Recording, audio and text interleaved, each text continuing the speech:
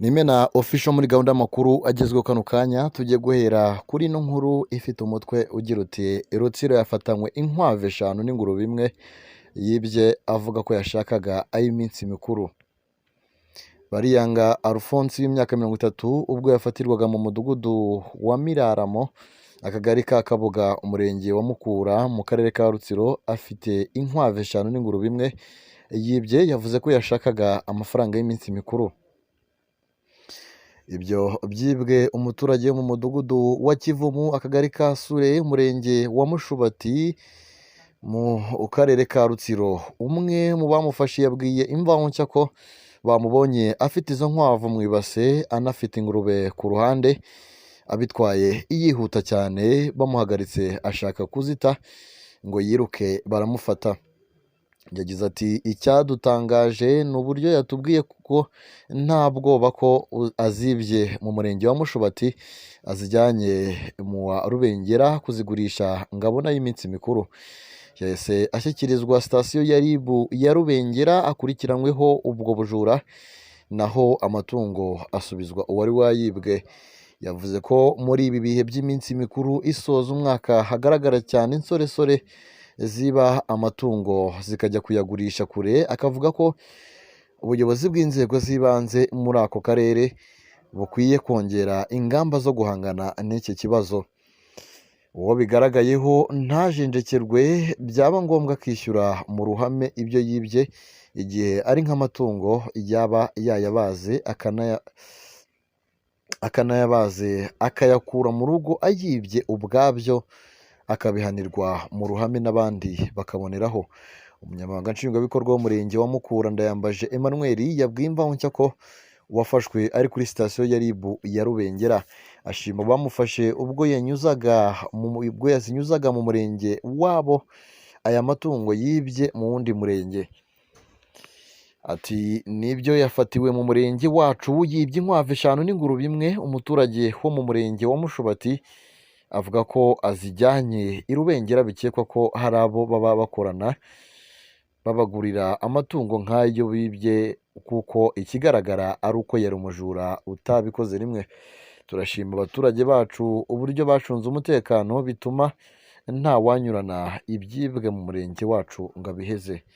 Yavuze ko muri ibi bihe by'iminsi mikuru isoza umwaka nk'umurenge bafite ingamba zo guhangana n'ubujura nk'ubwo kuko amarondo bayakajije. Asaba abaturage ko umuntu wese babonye ashoreye amatungo haba ku manywa haba nijoro batamushyira amakenga, bakwiye kumuhagarika bakamubaza iyo yajyanye kuko ashoreye itungo rye n'umujura hari uburyo n'ababareba babona batandukanye. Yanasabye urubyiruko kwirinda gukorakora rugakora ibiruteza imbere rutagize uwo rubangamira, kuko abatekereza ko baziriza amaboko mu mufuka bakaza kutwikira ijoro cyangwa guca mu rihumye abaturage bitazabagwa amahoro. Reka tuve kuri iyo nkuru ahubwo twerekeze mu karere ka Nyagatare. Ni inkuru itari nziza cyane yasohotse mu masaha yatambutse, aho Nyagatare rwose yatawe muri yombi nyuma yo kubyara umwana akamuta mu musarani. Nyagatare yatawe muri yombi rwose nyuma yo kubyara umwana akamuta mu musarani. Mu karere ka Nyagatare umurenge wa Rwimiyaga hari umukobwa uri mu kigero cy'imyaka 21 wafashwe n'inzego z'umutekano nyuma yo kubyara umwana w'umukobwa akamuta mu musarani. Ibyo byabereye mu mudugudu wa Rebero akagari ka Rwimiyaga, bimenyekana saa 8 z'igicuku. Uwo mukobwa yari asanzwe akora mu kabari kitwa Bahamas haba n'amacumbi, aho nyir'ubwite yemerera polisi ko yabyaye saa 7 agata umwana mu musarani w'ako kabari, hanyuma amakuru akamenyekana nyuma y'isaha bibaye. Nyuma yo kugerageza ubutabazi bushoboka uyu mwana yakuwe muri uyu musarani ariko yarangije gupfa. Umuyobozi w'akarere ka Nyagatare Gasana Stephen avuga ko ibikorwa nk'ibi ari ibyo kugaya, ndetse asaba abakobwa kwirinda mbere yo gutekereza kurwana n'ingaruka zavuye mu busambanyi. Ati dufite ikibazo gikomeye cy'inda zitateganyijwe kiri mu rwego rwo hejuru mu karere kacu. Ibi ni nabyo biteza bamwe kutakira ibyababayeho bagatekereza gufata imyanzuro igayitse yo kwihekura. Twakwibutsa ko icya mbere twigisha tugasaba abantu gukumira ibituma batwara inda zitateganyijwe, ariko kandi uwo byabayeho akageza igihe cyo kubyara akwiye kutishobora mu kindi icyaha cyo kuvutsa ubuzima uwo yabyaye. Iki ni icyaha kijyana n'inkiko cyangwa se kijyana mu nkiko no mu magereza.